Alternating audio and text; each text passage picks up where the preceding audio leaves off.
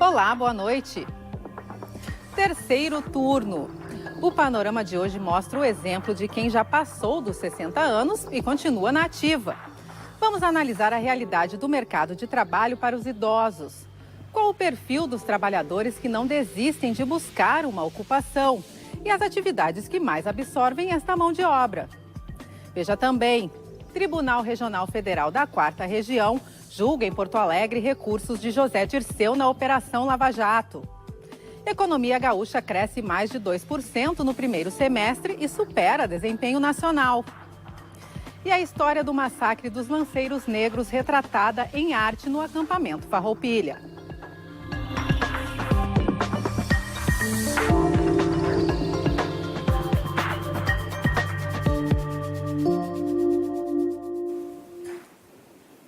O Tribunal Regional Federal da 4ª Região, em Porto Alegre, julga recursos de José Dirceu e de João Vacari Neto nos processos da Operação Lava Jato. Na sessão que iniciou no começo da tarde e já dura mais de 5 horas, os advogados do ex-ministro-chefe da Casa Civil e do ex-tesoureiro do PT apelam contra a sentença imposta pelo juiz Sérgio Moro na primeira instância.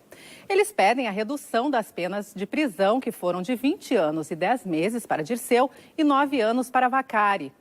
Os 3 desembargadores da 8ª turma do TRF4 são responsáveis pela apreciação dos recursos em segunda instância da Operação Lava Jato. Mais informações sobre o julgamento você confere ainda nessa edição. A aposentadoria, na maioria dos casos, não sustenta os gastos básicos de quem recebe o benefício. Por isso, muita gente que já passou dos 60 anos ainda continua trabalhando, seja de forma autônoma ou de carteira assinada.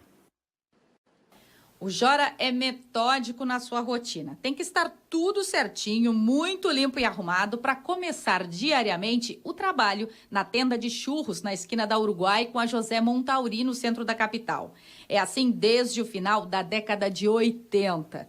Mas ele, que tem 65 anos, trabalha desde os 16 e passou por várias atividades na rua. O plano é se aposentar daqui 2 anos. Mas para o Jora, este não é o limite para deixar de trabalhar. O ano que vem eu entro com o pedido, mas não vou parar. Só para mim receber um dinheirinho a mais, mas não vou parar. Eu quero ver se paro aos 70 anos. Daí sim, né? Eu quero ir para a praia, né? Na minha casa na praia, ficar lá. Mas até os 70 eu vou trabalhar tranquilo. O seu Raimundo, de 62, também não pensa em parar daqui 3 anos, quando deve se aposentar. O carregador, que deixou o interior do Rio Grande do Norte, ainda jovem, cheio de ensinamentos aprendidos com a mãe na bagagem, sabe que vai precisar complementar a renda. Tem que trabalhar até quando puder. Não tem outra saída. E outra vantagem que minha mãe sempre dizia assim, se cuida, todo cuidado é pouco. Analisa, pensa bem e analisa, fala devagar, pensa rápido. O mercado de trabalho já não está fácil para quem passou dos 50. São mais de 11 mil cadastros de busca de emprego nas agências do Cine do Estado só no primeiro semestre deste ano. Somente 14% dos trabalhadores entre 50 e 64 anos conseguiram uma vaga. Acima de 64 anos, só 10% assinaram a carteira.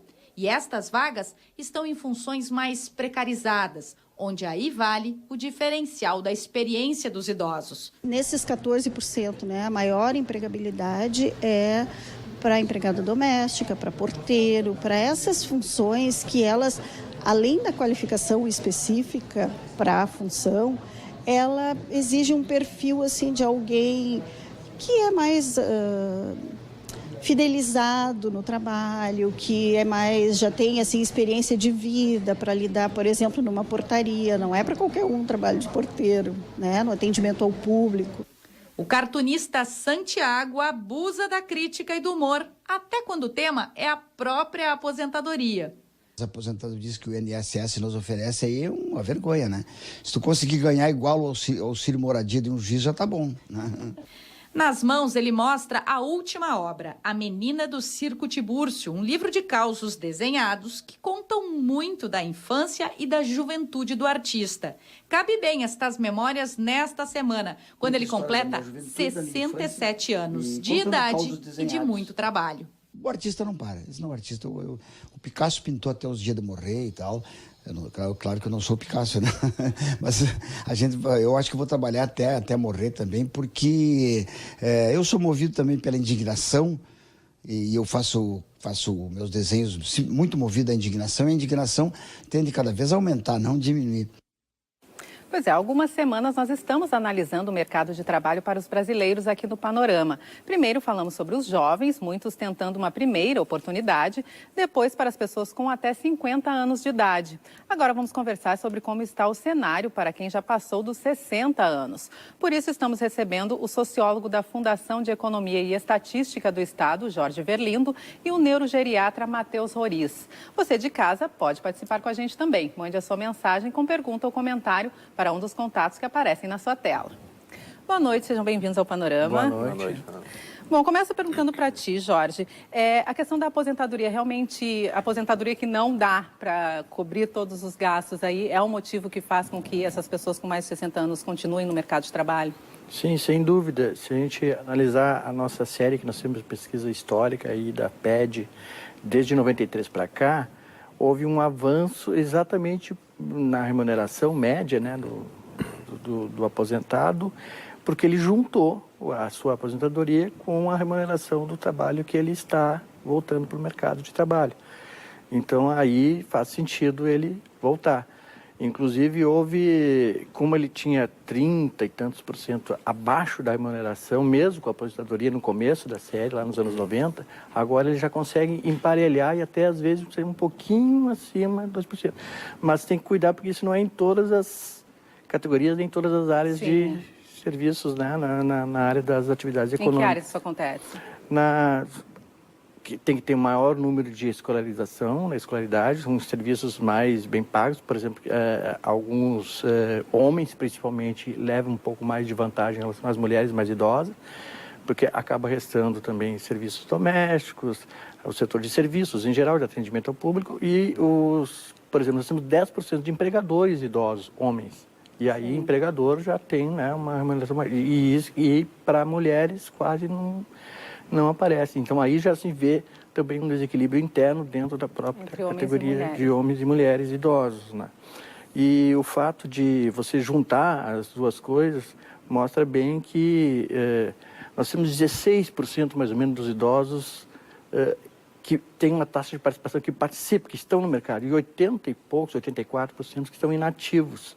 Desses 16%, mais da metade deles são aposentados. Sim. Ou tem pensão, no caso das mulheres, ou as duas coisas, né, no caso das mulheres também. O pessoal precisa juntar as duas rendas aí. Sim. Doutor Matheus, mas mesmo quem talvez tenha uma aposentadoria aí que dê para pagar as contas, é importante continuar, né, na ativa, se sentindo ativo, colaborando aí depois da aposentadoria, depois desse período, né? Isso vai depender do que a pessoa busca, né, Fernanda? Então, as pesquisas, elas têm resultados heterogêneos, diferentes, né? Então, algumas pesquisas mostram que quem se aposenta precocemente teria uma maior mortalidade, as pesquisas iniciais. Depois, outras pesquisas mostraram que não, né? Que não existiria essa relação. E tem fatores também confundidores. Eventualmente, a pessoa opta por se aposentar, mesmo por tempo de serviço, porque está começando a ficar doente, entendeu? Então, e essa pessoa, em se aposentando, teria uma maior mortalidade, mas talvez mais por conta da doença em si. Então, claro que vai existir aí uma série de fatores, né? Mas eu diria que o principal fator, além da necessidade, né, em termos de saúde, é sentir-se útil, né? A pessoa, ela tem essa necessidade, né, de sentir-se útil, com inserção social, laboral, em muitos países desenvolvidos, por exemplo, essa inserção se dá através de trabalho voluntário. Pode ser laboral remunerada ou através não remunerada, né? Então, muitos homens, por exemplo, viveram a vida toda trabalhando e as mulheres reclamam quando se aposentam, ficam em casa e não sabem o que fazer, né? Então, para esses homens, realmente, os primeiros anos são muito difíceis e a falta desse papel social, laboral, faz muita falta. Claro que isso vai começar a acontecer, já está acontecendo, mas cada vez vai igualar, né, entre homens e mulheres à medida que o nível educacional, né, dos jovens agora, que das mulheres é superior, que essa geração envelheça, né? Jorge, e quanto ao número de idosos, né? A gente estava até falando, né, sobre o termo, porque há pessoas acima de 60 anos que perderam o emprego nesse período aí que a gente está passando por um desemprego grande. Geralmente são pessoas que estão na empresa há muito tempo, que têm uma escolaridade mais alta, né, que têm um salário mais alto e acabam sendo caros para a empresa num momento como esse. Qual é esse número aí de pessoas que estão perdendo o emprego nessa faixa de idade? É muito difícil estimar agora qual é o número dessas últimas crises para a faixa etária, porque a gente acaba pegando quadriênios, que a amostra às vezes não comporta, né, mesmo tendo um número expressivo. Nós temos 686 mil acima dos 60 anos. Idoso na nossa classificação para os países em desenvolvimento é 60. Para os países desenvolvidos é 65. Então, há muita oscilação. E a gente não sabe ainda qual o número exato nessa crise que afeta a população acima dos 60.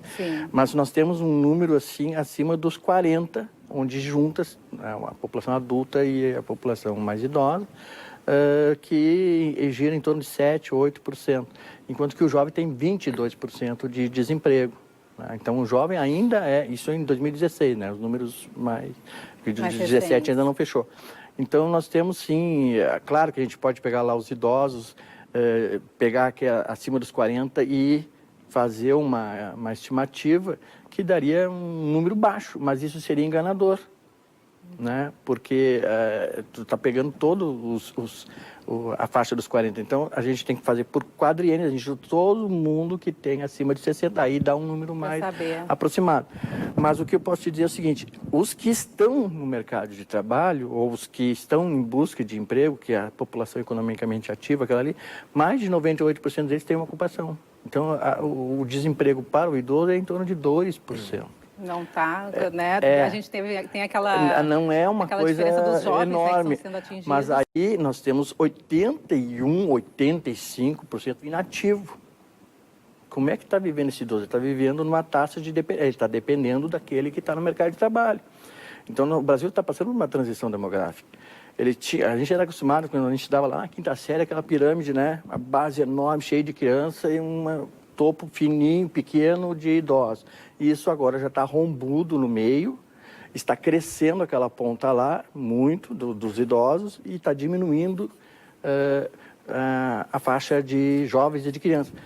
Nós tivemos 181% de aumento de idosos entre 93 e 2016. E uma redução de 26% dos jovens a menos de 15 anos. Então, isso é uma inversão total. Nós estamos numa taxa de transição em que nós estamos já nos encaminhando para o envelhecimento da população, né? E esse envelhecimento acarreta daí questões de saúde mental, saúde física, isso muda a estrutura, previdência, né? Aposentadoria, pensão. Tudo vai começar, inclusive escolas, né? Porque tem gente que vai querer estudar. Vai diminuir o número de vagas para jovens e aumentar dos idosos. A série de cuidados que tem que ter com políticas públicas, né, voltadas para... A gente vai falar sobre essa questão aí também no próximo bloco, onde a gente vai ver também a importância de acompanhar as mudanças tecnológicas para se manter no mercado de trabalho acima dos 60 anos. E a noite começou com música no acampamento Farroupilha. A Orquestra Jovem fez a apresentação no palco central e teve também show de Renato Borghetti. Nós vamos agora até o acampamento ao vivo ver o repórter Carlos Vogt, que descobriu uma nova maneira de fazer chimarrão. Boa noite, Carlos. Ensina pra gente aí essa novidade. Boa noite, Fernanda. Olha, eu particularmente aprovei muito essa novidade, porque eu consegui fazer, um chimarrão. Tá certo aqui, olha, o morrinho aqui, a erva bem bonitinho aqui, sem sujeira no lugar onde a gente fez o chimarrão. E tudo isso é graças a uma invenção de 2 professores lá da Universidade de Canoas, a Universidade La Salle, que criaram o Chima Fácil. Agora a gente vai fazer o chimarrão, óbvio, vou conversar com o Fabrício Kipper, que é um dos criadores do Chima Fácil, que vai explicar pra gente como isso funciona. Fabrício, boa noite. Fala do chimarrão pra gente, explica aí como funciona o Chima Fácil. Perfeito. Então, é bem simples. A gente tem o Chima Fácil, que é um novo modelo de cevador. A gente tem que colocar ele no meio da cuia e num dos lados a gente vai colocar a erva mate. Enquanto a gente está colocando a erva mate nesse lado,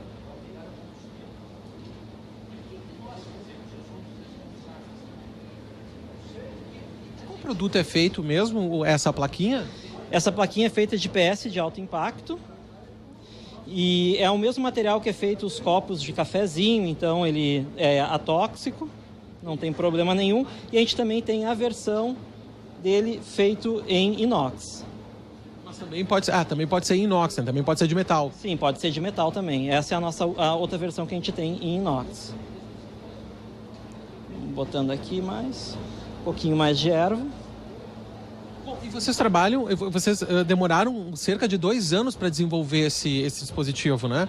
Exatamente. A gente ficou 2 anos e uma das coisas que nos chamava a atenção quando a gente começou a desenvolver o Chima Fácil é que a gente queria um dispositivo que facilitasse o chimarrão de turistas e a partir do momento que a gente começou a validar, a gente viu que tinha muito gaúcho que gostaria de fazer esse preparo. Agora vem a grande parte, a gente coloca a água de um lado,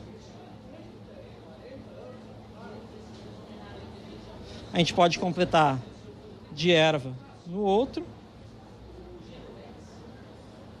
ele vai dar a cevada, vai baixar um pouco a água, coloca um pouco mais de água e tu pode tirar o Chima Fácil. Tá pronto o mate, colocar a bomba e tomar. Ou seja, super prático, principalmente para quem tem dificuldade em fazer essa questão do morrinho, né? Sim, com certeza. E um outro aspecto que a gente identificou é que pessoas que têm dificuldade motora ou que estão com alguma paralisia temporária, quebrou o braço, eles podem fazer o chimarrão utilizando uma só mão. O Chima Fácil está mais ou menos há 1 mês e meio no mercado. Eu sei que, por exemplo, vocês alcançaram o mercado na Europa, nos Estados Unidos. Explica um pouco pra gente. Sim, a gente lançou a nossa empresa há mais ou menos 1 mês e meio e começou a fazer a divulgação nas redes sociais. E a repercussão foi tão grande que a gente tem pedidos da Europa, dos Estados Unidos. Inclusive, uma das nossas parceiras hoje está numa feira em Paris, apresentando a questão da cultura gaúcha e levando os nossos produtos além da fronteira. Certo, Fabrício, muito obrigado. Então fica a dica aí para quem está nos assistindo em casa, Chima Fácil, uma maneira bem fácil e, bem facilzinho de fazer o chimarrão, viu? Fernanda, contigo. Ok, Carlos, obrigada. Fica mais fácil mesmo.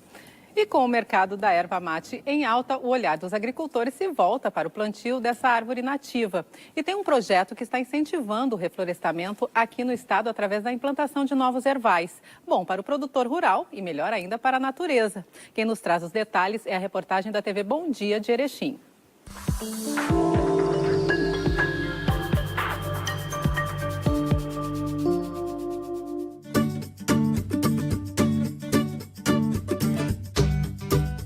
A atividade rural aqui é bem diversificada quando se fala em árvores. Vai dos grandes eucaliptos e pinheiros até os pequenos pés de frutas, como a bergamota e o pêssego. Mas outras árvores também são muito conhecidas por aqui e elas estão atraindo a atenção do mercado nacional e internacional. Estamos falando da erva mate. Seu Cláudio, dono desta área, planta e colhe a erva mate há mais de 30 anos. Ele se orgulha em contar que chega a colher uma média de 20 toneladas por ano. Tudo já praticamente vendido para indústrias da região. Se dedica na erva mate. Gosto muito da erva mate e pretendo replantar os cantos e ampliar um pouquinho e ficar cuidando bem do que tem, né?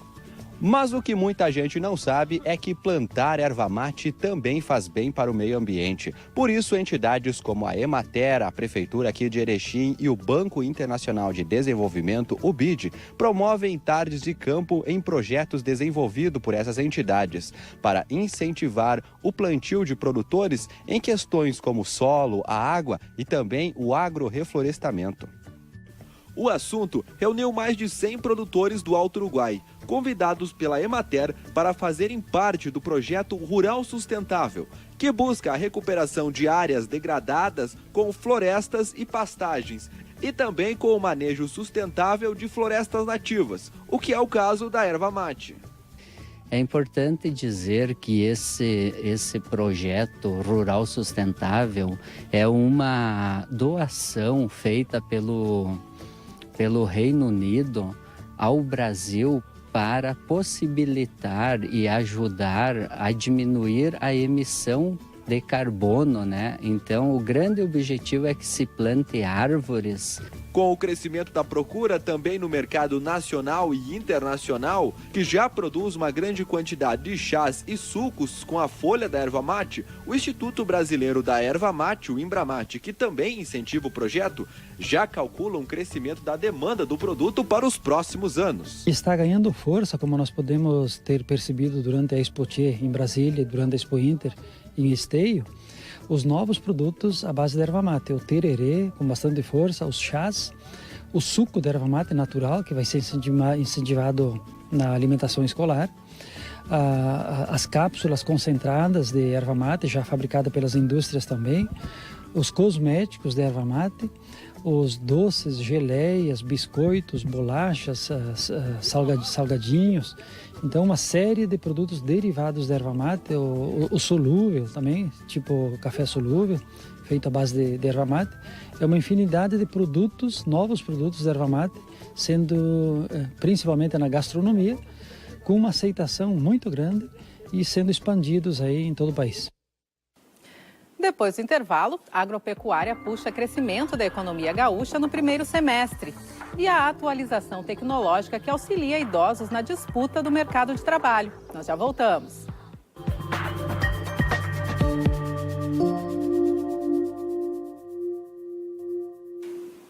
Bom, como nós já falamos nessa edição, a 8ª turma do Tribunal Regional Federal da 4ª Região começou a julgar nesta tarde o recurso apresentado pela defesa de José Dirceu para tentar reverter a condenação do ex-ministro. Em maio de 2016, o juiz Sérgio Moro condenou Dirceu a 23 anos e 3 meses de prisão em regime fechado, mas no mês seguinte a defesa conseguiu reduzir a pena para 20 anos e 10 meses.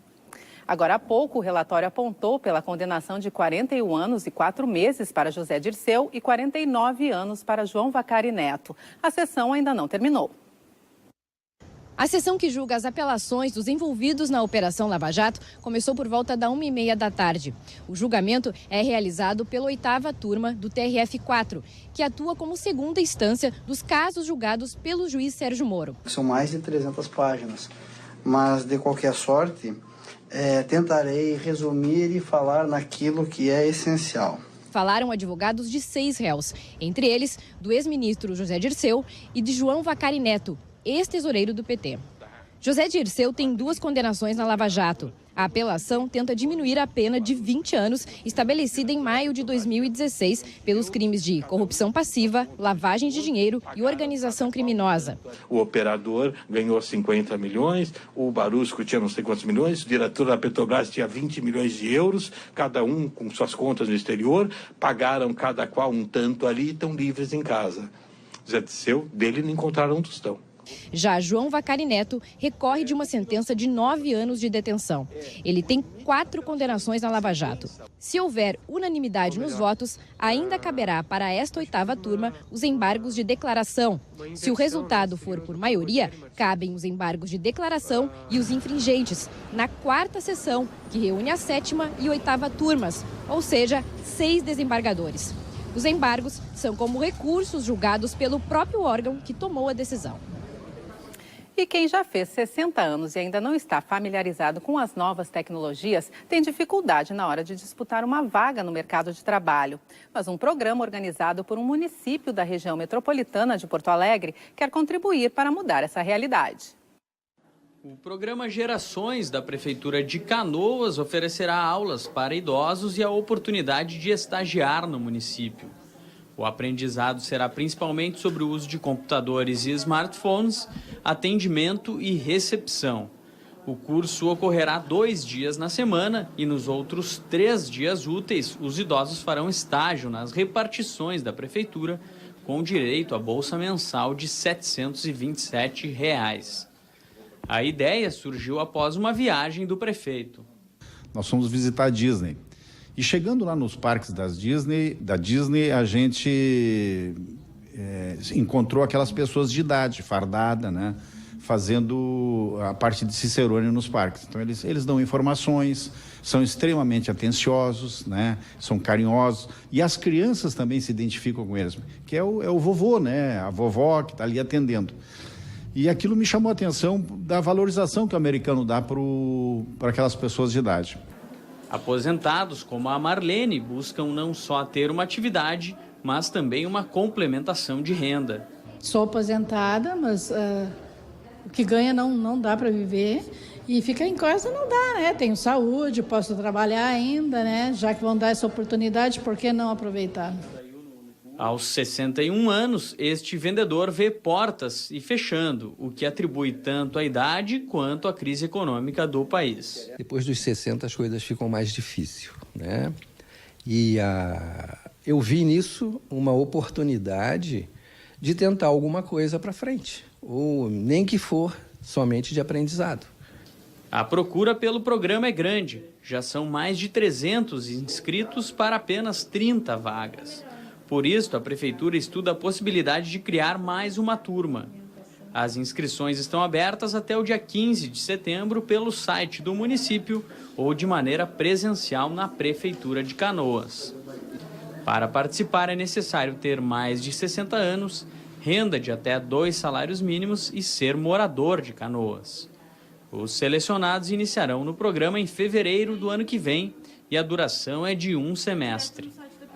Bom, aqui no estúdio nós continuamos conversando com o sociólogo da Fundação de Economia e Estatística do Estado, Jorge Verlindo, e o neurogeriatra Matheus Roriz. Bom, certamente para estar no mercado é importante, né? Estar aí caminhando junto com a tecnologia, mas isso de uma maneira geral ajuda, né, na vida dessa pessoa com mais de 60 anos, né? Doutor Matheus, como é que o senhor vê essa questão? Sim, o idoso ele tem algumas vantagens e algumas desvantagens, né? A grande vantagem do idoso, né, popularmente conhecida como a experiência, né? Sim. Então, pesquisas mostram que pessoas que envelhecem com saúde, né, elas não apenas vão conhecendo melhor o mundo, que nós chamamos de memória semântica, tá? Como elas levam todo esse conhecimento em consideração na hora de tomar decisões, né? Por isto, né, que como o Jorge estava comentando antes, o salário de uma pessoa com mais idade tende a ser maior. O mercado capitalista ele regula isso, é por isso que ele paga mais alguém com 50 anos do que alguém com 25, mesmo que tenha acabado de sair da faculdade, digamos. Então, isso se deve a uma maior capacidade do cérebro do idoso com o acúmulo de experiência, mesmo que ele leve mais tempo, e às vezes levar mais tempo é fundamental para não cometer atropelos, tomar uma decisão complexa. A desvantagem qual é? No Brasil, um país ainda em desenvolvimento, existe um diferencial educacional muito grande entre os jovens e os idosos, como média, claro. E claro, com isso, muitos idosos terminam sendo desfavorecidos no mercado de trabalho. Daí a importância também da questão da inserção tecnológica, porque muitos trabalhos, mesmo o trabalho de porteiro, como foi comentado, frequentemente vai necessitar de algum conhecimento já de informática, monitorização de câmera, contato, WhatsApp com o síndico, com os moradores, grupo, enfim, né?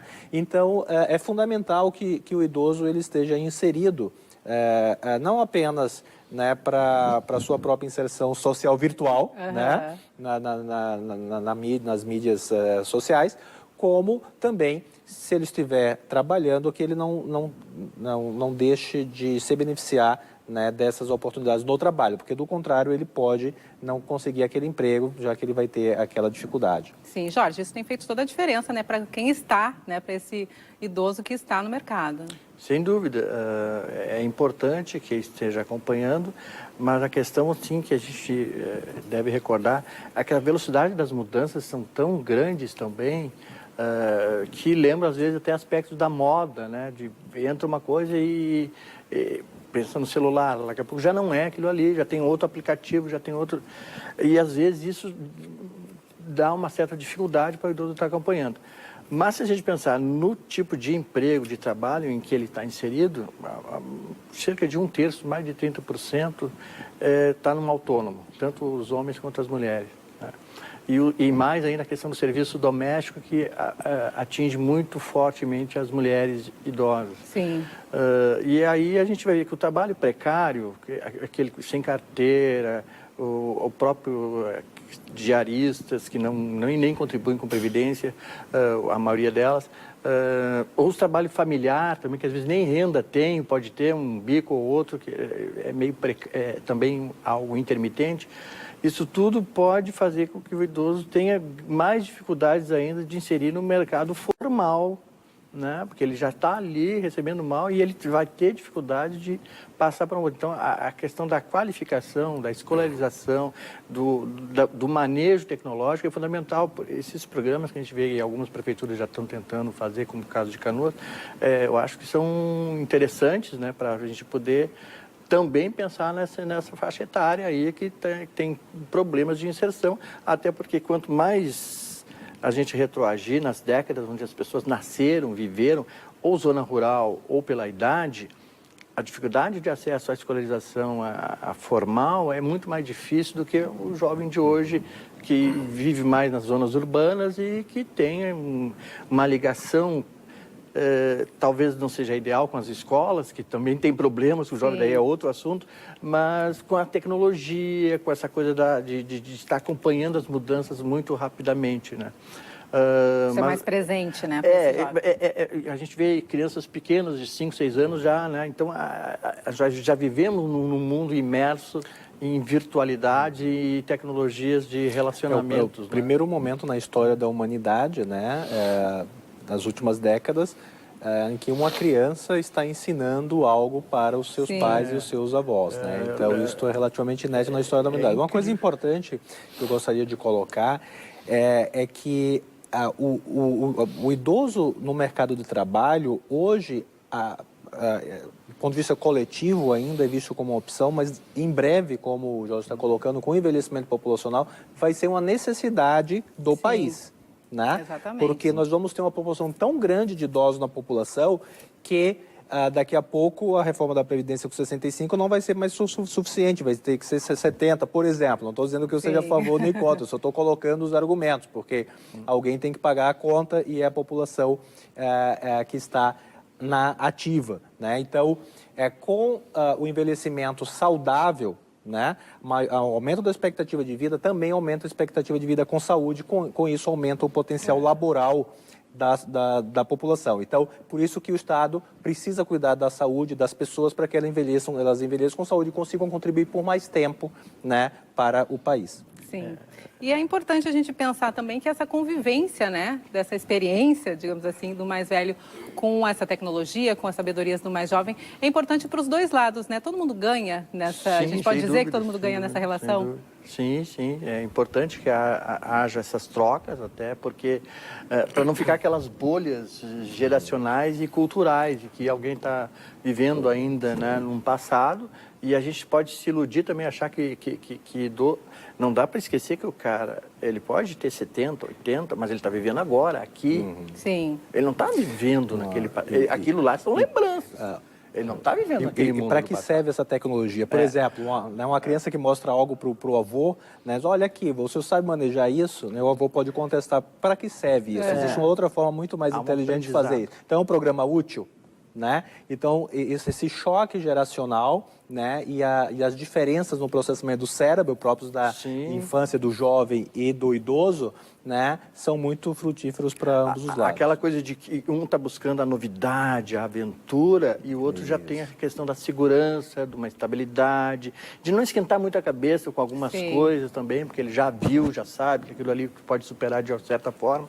Mas essa interação ela é importante, porque, sem dúvida, ensinar o avô, o mais velho, dá um certo prazer para os dois. Sim, todo mundo ganha com essa relação. Lembro quando começou o Orkut, depois foi o Facebook, aquela história de baixar as fotos lá.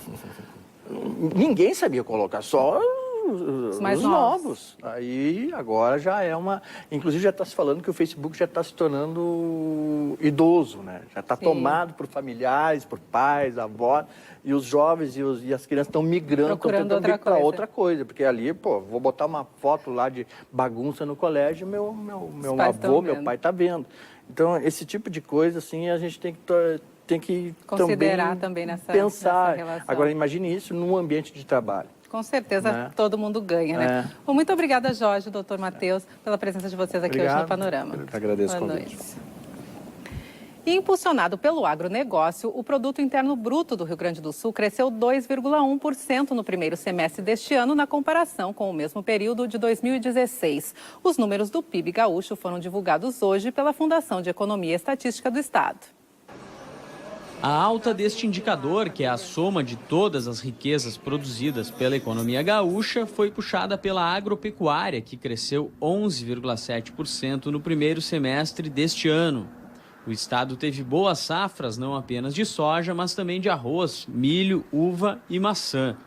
A indústria de transformação cresceu 1,9% e o comércio teve alta de 1,3%. Aqui no Rio Grande do Sul a gente tem esse primeiro semestre, esse crescimento, né, que aponta a perspectiva que a gente possa já ter ultrapassado o pior da crise, né, e que agora a gente pode vir a ver taxas positivas de crescimento. Na medida que as condições são mais propícias, a gente provavelmente não vai voltar a piorar, né, como a situação que teve no ano de 2016 e no próprio 2015. O crescimento da economia gaúcha mostra que o estado vive hoje melhores condições do que o Brasil. No primeiro semestre de 2017, a economia do país como um todo ficou estagnada.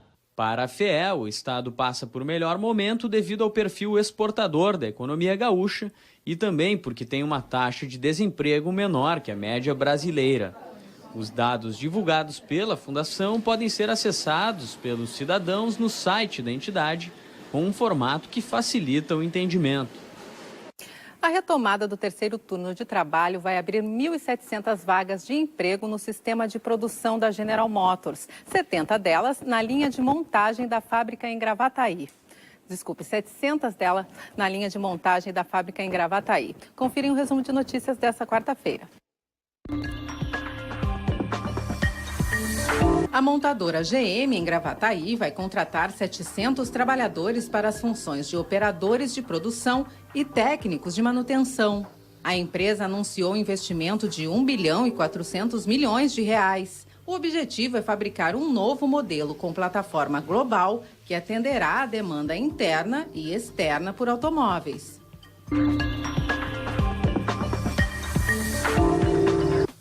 Profissionais da saúde fizeram hoje campanha de esclarecimento sobre a sepse.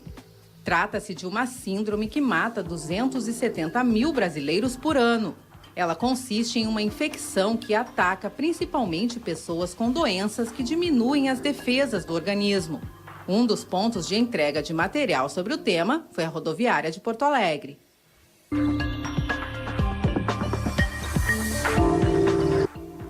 O tempo para a formação dos motoristas no Brasil pode aumentar. A informação foi dada em evento na capital pela direção do Conselho Nacional de Trânsito. As aulas teóricas passariam de 45 para 60 horas. Além disso, o período para refazer a prova em caso de reprovação no exame prático teria mais 5 aulas adicionais. As propostas ainda estão em debate no CONTRAN. Depois do intervalo, veja a previsão do tempo para amanhã em todo o estado.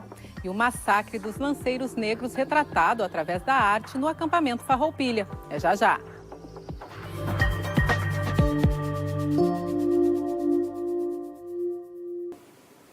E vamos à previsão do tempo para esta quinta-feira no estado. A frente fria que trouxe instabilidade avança espalhando nuvens por todo o Rio Grande do Sul. Por isso, o tempo segue fechado em parte da fronteira oeste e na região das Missões. Na região centro-sul, o dia vai alternar entre momentos de sol, entre nuvens e pancadas de chuva. Já do leste para o norte, incluindo a região metropolitana, o dia começa com sol, mas deve ter chuva no período da tarde para a noite. Vamos ver então como ficam algumas temperaturas. Pelotas terá 15 de mínima e 22 de máxima. Em Santa Maria, os termômetros ficam entre 16 e 23 graus. E aqui na capital, a quinta-feira terá temperaturas entre 19 e 27 graus. E nesta quarta-feira, no auditório do Ministério Público Estadual em Porto Alegre, aconteceu o seminário de prevenção ao suicídio. O evento fez parte da programação do Setembro Amarelo, mês em que as questões sobre o suicídio são tratadas de forma prioritária pelos governos e pela sociedade. É um seminário de capacitação. O objetivo é qualificar os profissionais da rede de saúde do estado para agir e prevenir os casos e as tentativas de suicídio. A cada dia no Rio Grande do Sul, 3 pessoas se matam e outras 30 tentam tirar a própria vida. É o estado brasileiro com os maiores índices de suicídio. E para entender as causas e nortear as políticas de prevenção, foi criado no ano passado um comitê de prevenção. Uma das ações é a criação de um observatório piloto no Vale do Rio Pardo para estudar a fundo cada caso e qualificar as informações. Então, através da autópsia psicossocial, nós vamos nos aproximar mais de cada uma das realidades. E aí a gente, através desses instrumentos, nós vamos então conhecer a realidade daquele local e sugerir um plano repleto de estratégias, né, que a gente vai monitorar e avaliar, com o grande objetivo de quê? De impactar na mortalidade por suicídio, impactar nos números de tentativa que são muito grandes também no Rio Grande do Sul. Mudou a forma de enfrentar essa realidade, né? Hoje a gente defende que tem que ser discutido, tem que falar. Tentar esconder isso, jogar embaixo do tapete não é a melhor estratégia. E infelizmente a questão das redes sociais trouxeram um fato novo agora, que é essa possibilidade de rapidamente transferir informações que são absolutamente perigosas, né, para os nossos adolescentes. A experiência piloto do Vale do Rio Pardo deve ser avaliada até o final do ano. A proposta é implantar em 2018 novos observatórios pelo estado. Dados da empresa pública de transporte e circulação revelam redução no número de acidentes em Porto Alegre no mês de agosto. Confira em mais um resumo de notícias. O número de acidentes em agosto na capital registrou queda na comparação com o mesmo mês de 2016. Segundo a EPTC, foram 1.070 acidentes contra 1.198 no ano anterior. Houve reduções nos atropelamentos, acidentes com bicicletas, acidentes com feridos e no total de vítimas com morte, que caiu de 7 para 6. Vai ser liberada nesta quinta-feira a terceira fase do PIS/PASEP Ano Base 2016. No caso do PIS, o pagamento será para as pessoas que nasceram no mês de setembro. Já quem tem direito ao PASEP deve ter o número 2 no final da inscrição. O valor a ser recebido varia entre R$ 79,00 e R$ 937,00. O saque ficará disponível até 29 de junho de 2018 para todos os lotes. E vamos voltar agora ao acampamento Farroupilha, onde está o repórter Carlos Vogt. É contigo de novo, Carlos. Pois é, Fernanda, a gente está conversando agora, batendo um papo bem bacana com o Luiz Henrique Lamaison, que ele é o coordenador da primeira região tradicionalista. E o Luiz, que está aqui do meu lado, estava conversando comigo sobre a sensação que as pessoas sentem ao frequentar o acampamento Farroupilha. Porque, na verdade, elas têm dito para ti, né, Luiz, que elas vivem no interior, em plena capital. Como isso funciona? Na verdade é curioso, né? Porque as pessoas vêm para cá buscando alguma coisa do interior, né? E nós trouxemos o campo para dentro da cidade. Então as pessoas vêm aqui com uma certa curiosidade, saber o que nós fizemos aqui dentro, como nós fizemos, né? A parte da culinária, a parte da campeira. né, a parte das danças. Então isso aí para nós que estamos aqui dentro, que recebemos as pessoas, é gratificante. Saber com que elas se sintam bem, né, vindo para cá, recebendo a nossa cultura, vivenciando o tradicionalismo, né, que é importante, que é o que o acampamento Farroupilha oferece, né, e nós queremos passar com que com as crianças, com os adultos, eles saiam daqui satisfeitos e sabendo o que realmente aconteceu no nosso antepassado. E é isso que acontece aqui dentro. E quando essas pessoas saem daqui do acampamento, depois de vivenciar toda essa experiência, essas pessoas geralmente elas buscam o CTG, porque eu imagino que tem muita gente que vem aqui que não seja tradicionalista. E elas buscam manter esses laços que eles que fizeram aqui no acampamento? Realmente, isso aí tem muitas pessoas que vêm aqui e no terminar o acampamento e que elas voltam para suas casas e começam a conviver o dia a dia, eles buscam o CTG. Por quê? Pela convivência que tem no CTG, por ser um ambiente familiar, e eles acham que ali dentro os seus filhos vão se sentir bem, né? Através da cultura, através da dança, através da poesia, através da parte campeira, né? E a gente procura, as entidades em si procuram trazer e transmitir isso às pessoas. Uma coisa bem interessante que o senhor falou antes é que aquela criança dita de apartamento que nunca foi no interior, ou enfim, não conhece direito o interior, aqui dentro pode andar de cavalo, né? Ah, sim, nós temos uma parte que chama-se a fazendinha, né, que é onde tem os pôneis, que as crianças, é uma atração para as crianças, e elas vão lá, vão andar a cavalo. Nós temos lá na fazendinha também um piquete que traz para dentro do acampamento uma mini fazenda, aonde que tu vai encontrar a ovelha, tu vai encontrar o gado, vai entrar o cavalo, né? A parte que nós vivemos no interior, que nós vivemos no campo. Isso aí eles têm conseguem ter essa noção do que realmente acontece. Tá certo, Luiz, muito obrigado pela tua participação e bom acampamento para o senhor. Bom, gente, aqui no acampamento, estudantes de uma escola de Porto Alegre puderam conhecer melhor o episódio em que lanceiros negros morreram no massacre de Porongos. Pesquisadores acreditam que em novembro de 1844, os farrapos que lutavam para se libertar da condição de escravos foram vítimas de uma emboscada combinada entre líderes farroupilhas e os imperiais, onde fica hoje o município de Pinheiro Machado.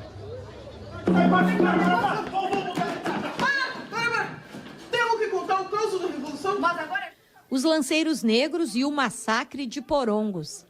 Essa página controversa e seguidamente negada pela história oficial é o tema do esquete. Vamos contar o caos daqueles que deram a vida por uma coisa maior que a liberdade imposta. O caos dos homens que deram corpo às batalhas. O caos dos heróis do silêncio. O conhecimento, ele é sempre libertador, né? E a gente faz que se forme uma geração, esses jovens aí, mais pensantes, questionadores, e, portanto, a gente não só um Estado, mas um país melhor, né? O esquete foi apresentado no piquete Morro da Tapera, no acampamento Farroupilha. A iniciativa é do Departamento de Tradições Gaúchas da Associação dos Servidores da Justiça do Rio Grande do Sul, dentro do projeto cultural Heróis do Silêncio. Olha que tu sabe andar a cavalo, eu vou te dar só uma lança de madeira e um facão.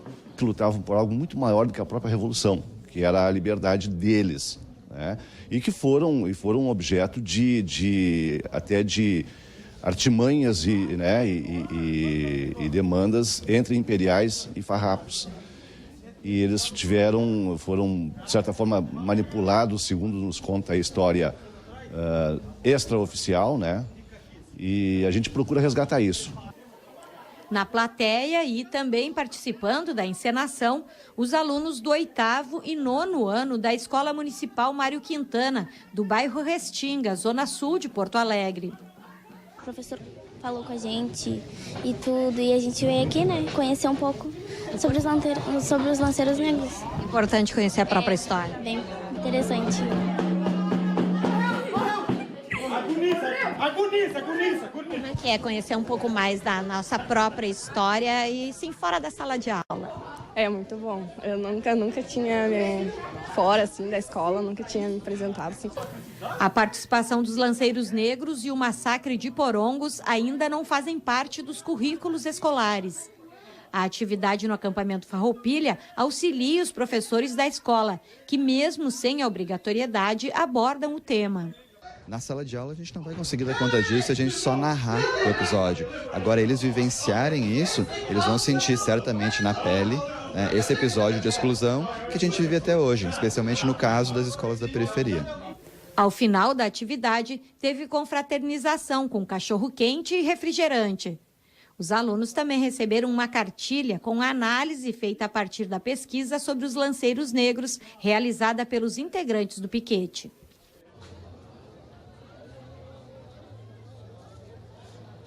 Bom, a gente voltou agora para se despedir do acampamento Farroupilha e, lógico, eu vou dar a programação de amanhã para quem ainda está na dúvida e não veio no acampamento, quer conferir os shows de amanhã. No palco principal, às 18 horas, tem a apresentação de danças tradicionais. Também no palco principal tem Alma Farroupilha às 8 horas da noite. E às 11 horas da noite tem um baile com o grupo Rodeio na Casa do Gaúcho. Essa e outras atrações vocês podem também conferir no aplicativo Acampamento Farroupilha 2017 pelo celular. É isso aí. Até amanhã. Fernanda, com você. Ok, Carlos. Obrigada. Até amanhã. E você fica agora com o Debate TVE, que vai falar sobre o polêmico fechamento de uma exposição de arte aqui na capital. Nós voltamos amanhã, às 7h15. Uma ótima noite para você e até lá.